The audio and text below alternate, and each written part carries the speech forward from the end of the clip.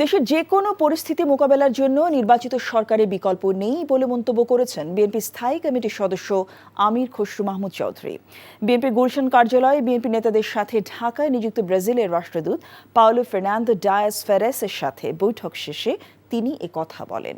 নির্বাচিত সরকার থাকলে দুই দেশের মধ্যে সিদ্ধান্ত গ্রহণ দ্রুত ও সুবিধাজনক হয় বলে ব্রাজিল রাষ্ট্রদূতের সাথে বৈঠকে জানান বিএনপির এই নেতা।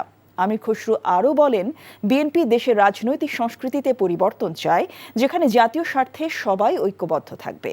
জাতীয় স্বার্থে ঐক্যমত্যের বাইরে যাওয়ার কোনো সুযোগ নেই বলেও জানান তিনি।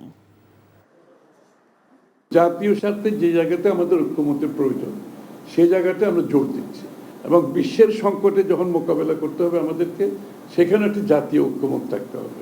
রাজনৈতিক কালচারে আমরা পরিবর্তন, সংস্কৃতি যেটা চাচ্ছি, একে অপরের প্রতি সহনশীলতা এবং অপরের সাথে ভিন্নমত পোষণ করেও তার প্রতি সম্মান জানানো, তার মতামতের প্রতি সম্মান জানানো, এই কালচারটা আমরা আনার চেষ্টা করছি। বান্ডেল থাকলে প্রতি সেনমানিতে টাকা বাঁচবে। বিকাশ সেনমানি বান্ডেল কিনে জিতুন প্রতি লেনদেনে।